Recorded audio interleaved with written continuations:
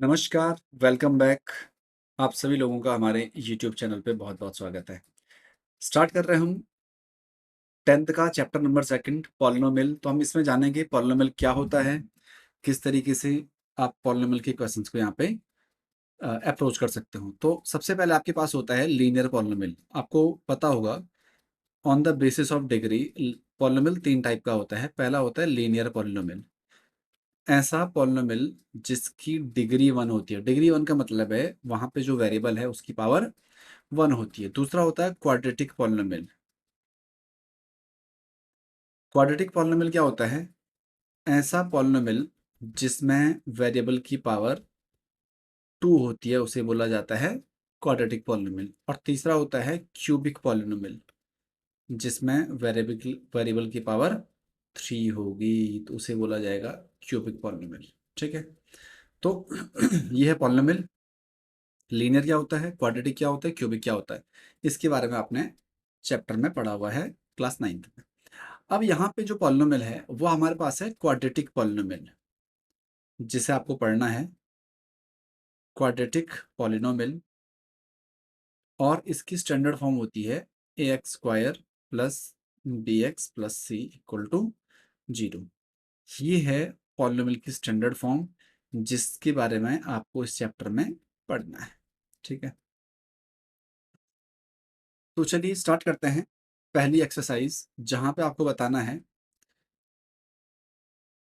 Graph दिया हुआ है और आपको बताना है y equal to p x है, जहाँ जहाँ पे पी एक्स की वैल्यू कुछ भी हो सकती है। और आपको पूछा जा रहा है find the number of zeros of P x in each case, मतलब हर एक केस में जीरोज कितने होंगे। आपको ध्यान क्या रखना है, देखिए अगर y equal to p x है तो आपको ये चेक करना है कि जो ग्राफ है वो एक्स एक्सिस को कितनी बार टच कर रहा है। जैसे आपको दिख रहा होगा ग्राफ ये एक्स एक्सिस को एक भी बार टच नहीं कर रहा है। इसका मतलब है नंबर ऑफ जीरोस कितने होंगे, 0। ठीक है, अब अगर वाइस वर्सा, अगर उल्टा होता एक्स की वैल्यू पी वाई होती, मान लो अगर क्वेश्चन कभी कभी ये इस तरीके से पूछ देता है, तो उस केस में आपको ये चेक करना है कि जो वेरिएबल है, मतलब जो ग्राफ है, वो वाई एक्सिस को कितनी जगह टच कर रहे हैं या कट कर रहा है। तो यहाँ पे 1 होता, तो अगर क्वेश्चन ऐसा होता तो इसका आंसर 1 होता। आपको ये भी ध्यान रखना है। ठीक है, सेकंड आपको दिख रहा होगा क्योंकि y equal to p x ही है, तो आपको चेक करना है कि x एक्स को कितनी बार टच कर रहा है। तो एक बार कर रहा है तो इसका जीरोस 1 होगा। यहाँ पे एक, यहाँ पे कर रहे हैं, एक यहाँ पे कर रहा है और यहाँ पे कर रहा है, तो इसका आंसर होगा 3, मतलब नंबर ऑफ जीरोस 3 होंगे। नेक्स्ट आपके पास आपको दिख रहा होगा एक ये है और एक ये है, तो नंबर ऑफ जीरोस 2 होंगे। यहाँ पे 1 2 3 4, तो नंबर ऑफ जीरोस 4 होंगे। यहाँ पे 1 2 और 3, तो नंबर ऑफ जीरोस 3 होंगे। तो बस बहुत सिंपल सा ग्राफ है। आपको ध्यान ये जरूर रखना है कि अगर मान लो कल को x equal to p y कर दे, केवल क्वेश्चन में इतना चेंज कर दे और ग्राफ अगर ये सेम दे दे, तो आप ये चेक करोगे फिर कि y एक्सिस को कितनी जगह ये कट कर रहा है या टच कर रहा है। तो जहाँ से जैसे यहाँ पे y एक्सिस को केवल एक जगह कर रहा है, तो इस केस में जो इसका आंसर होता है वो 1 होता है, ना कि 4। ठीक है, अगर ऐसी कंडीशन है, क्योंकि यहाँ पे हमें y equal to p x दिया हुआ है, तो आपको ये चेक करना है कि x एक्सिस को कहाँ कट कर रहा है, कहाँ टच कर रहा है। ठीक है, चलिए अगला आपके पास है relationship between zeros and coefficient of a polynomial. Standard form आपको बताई मैंने, इस तरीके से होंगी a x square plus b x plus c equal to 0। ये स्टैंडर्ड फॉर्म होती है किसी भी क्वाड्रेटिक पॉलिनोमियल की। तो अगर आपके पास पूछ रहा है कि रिलेशनशिप बताइए जीरोस में और कोफिशिएंट में, मतलब इसके जो भी जीरोस होंगे, मान लो मैंने let alpha and beta are zeros, माना इसके जीरोज अल्फा और बीटा है। जीरोज होता क्या है अभी आपको समझाएंगे। जीरोज का मतलब है जो उसके फैक्टर आएंगे उन्हें हम इक्वल में 0 करेंगे और वहां से जो भी वैल्यू आएगी एक्स की, क्योंकि इसकी डिग्री 2 है तो नंबर ऑफ जीरोज भी 2 होंगे। ये भी आपको ध्यान रखना है। अगर डिग्री 3 होगी तो नंबर ऑफ जीरोज भी 3 होते हैं।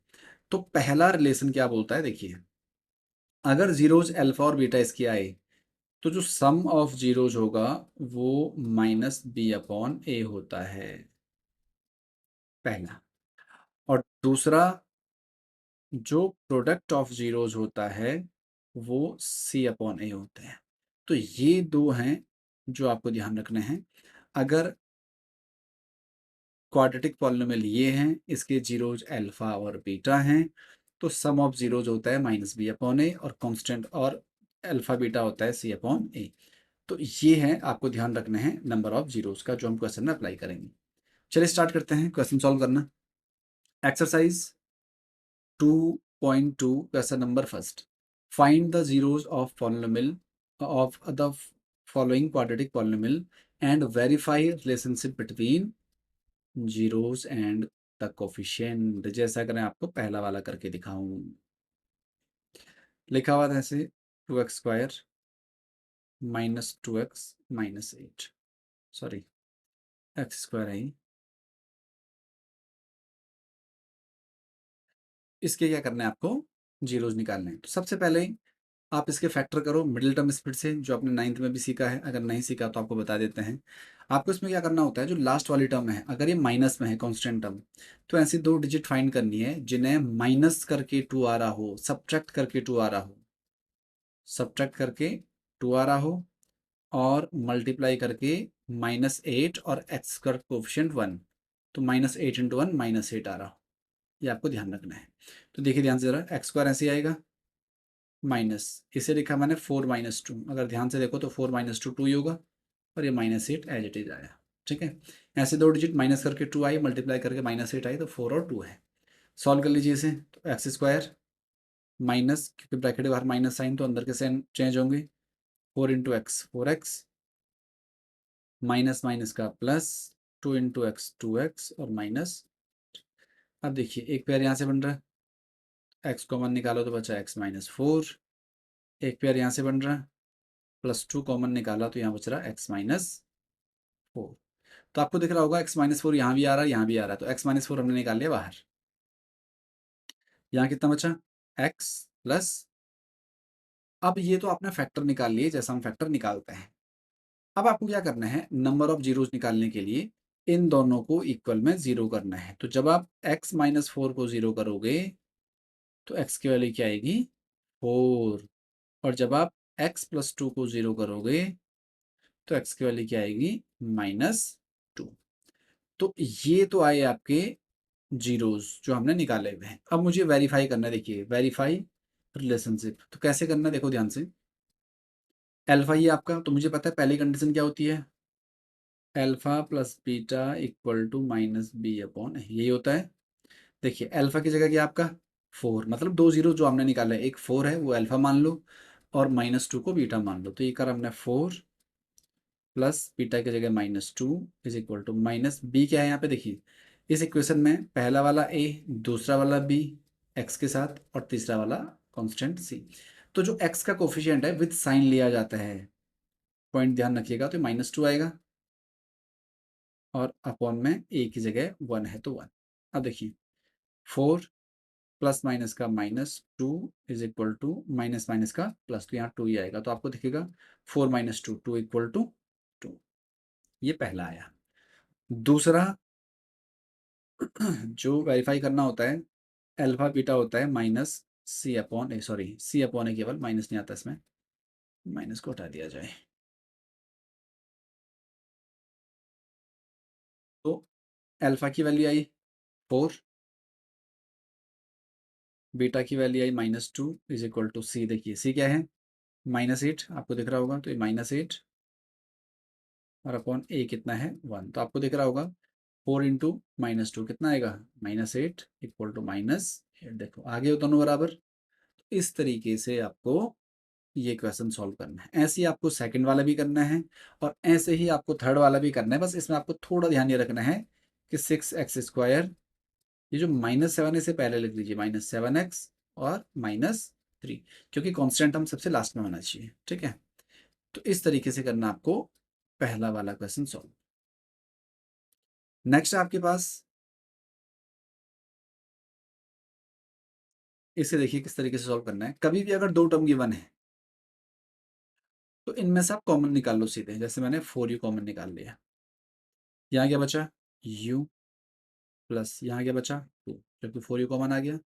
अब आपको क्या करना है, इसके बाद इक्वल में इन्हें जीरो कर लो। तो जब मैं 4u को जीरो करूंगा तो आपको दिखेगा u की वैल्यू 0.4 कितना आएगा 0, एक जीरो जी आ गया। दूसरा, जब मैं u+2 को 0 करूँगा तो आपको दिखेगा u की वैल्यू -2। तो ये अल्फ़ा हो गया और ये बीटा हो गया। अब चेक करिए आप, वेरीफाई अगर आपको इसे करना है, वेरीफाई अल्फ़ा प्लस बीटा होता है -b/a। देखिए अल्फ़ा कितना है 0, बीटा कितना है माइनस, सॉरी प्लस है ना बीच में, प्लस -2 इक्वल टू बी क्या है यहाँ पे देखिए, पहला वाला a, दूसरा वाला b, तो b है 8, तो 8 अपॉन a है 4, तो 4, 0 प्लस -2 तो -2 ही आएगा, और इक्वल टू आपको देखेगा इससे कट रहा है 2 टाइम, तो ये भी -2, आगे दोनों बराबर। ऐसे ही ये तो पहला वाला हो गया। ऐसे आपको अगर सेकंड वाला करना है, अल्फ़ा बीटा इक्वल टू होगा c/a, और अल्फ़ा है आपका 0 और बीटा है आपका 2 इज इक्वल टू c। देखो कांस्टेंट टर्म यहाँ पे है नहीं, तो कांस्टेंट टर्म 0 है और अपॉन c 4 है, तो आपको दिखेगा 0 इंटू 2 0 ऑफ 0.4 0। तो ऐसे आपको क्वेश्चन नंबर ये करना है। एज इट इज़ आप ये वाला कर सकते हो। ये कैसे करना है आपको, देखिए t² -15 है, इक्वल में 0 कर लो, आपको बताया मैंने, तो t² की वैल्यू आएगी सीधे सीधे 15, ये राइट साइड जाएगा, तो t की वैल्यू √15। अब ये रूट प्लस माइनस दोनों में आएंगी, इट मीन्स t की वैल्यू एक बार +√15 होगी और एक बार t की वैल्यू -√15 होगी। ठीक है, अब आप इसे वेरीफाई कर सकते हो। वेरीफाई किस तरीके से करना, देखिए वेरीफाई करने के लिए आपने देखा पहला आपके पास एक अल्फ़ा माना हमने और एक बीटा माना हमने। अल्फ़ा मान लिया, सॉरी अल्फ़ा मान लिया हमने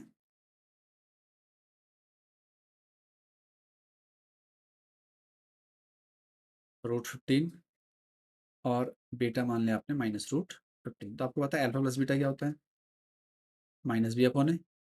अल्फ़ा √15 है प्लस बीटा -√15 है, इक्वल टू -b। देखिए यहाँ पे b है कुछ, क्योंकि कांस्टेंट टर्म नहीं है, कांस्टेंट टर्म सॉरी 15 है, और t के साथ कुछ नहीं है बीच में, क्योंकि ये ऐसा होता है ना, t² -0t प्लस -15, ऐसा कर सकता हूँ मैं इसे।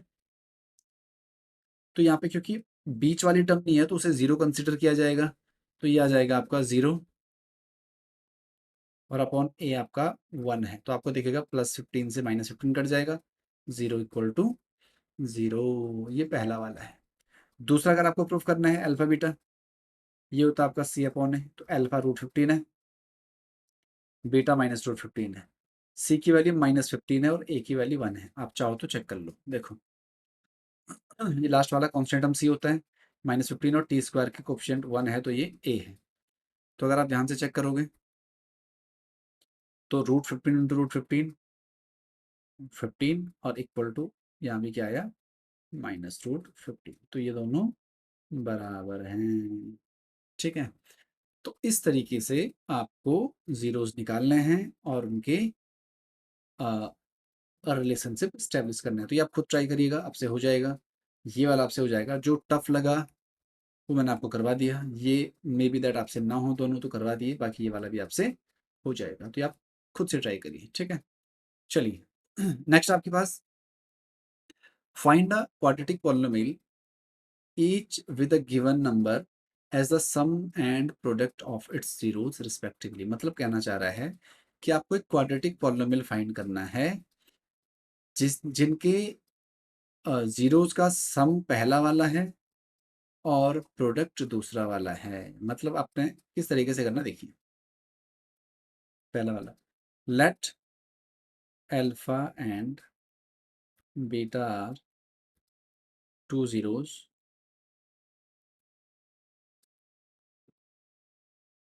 तो हमें गिवन है अल्फा प्लस बीटा कितना 1/4, ये तो लिखा हुआ है।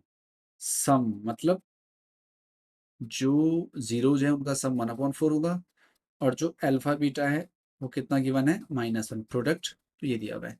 तो आपको पता होना चाहिए जो पॉलिनोमियल होता है वो आप याद कर लीजिए इस इक्वेशन को ठीक से। वो होता है x square minus alpha plus beta into x plus alpha beta equal में 0। कभी भी अगर आपके पास जीरोस गिवन हैं तो पॉलिनोमियल ये होता है, ये आप ध्यान रखिए। तो देखिए x square as it is आएगा, माइनस एल्फा प्लस बीटा की जगह 1/4, तो ये 1/4, और एल्फा बीटा की जगह -1, तो -1 इक्वल में 0। अब आप क्या कर लो, इनके एलसीएम ले लो। एलसीएम 4 ही आएगा, आपको दिख रहा है 1 4 से 4 टाइम तो 4 की एक्स है तो 4x स्क्वायर, -4 4 से 1 टाइम तो ये 1x ही आएगा, और -4 1 से 4 टाइम तो 4 आएगा इक्वल में 0। अगर आप क्रॉस मल्टीप्लाई करोगे तो ये 0 हो जाएगा, तो ये आएगा 4x square minus x minus 4 equal 0। बस खत्म। तो एज इट इज आपको ये वाला भी सॉल्व करना है। एज जितने भी क्वेश्चन इसमें हैं या इसके बाद हैं, सारे क्वेश्चन को आपको इसी तरीके से सॉल्व करना है।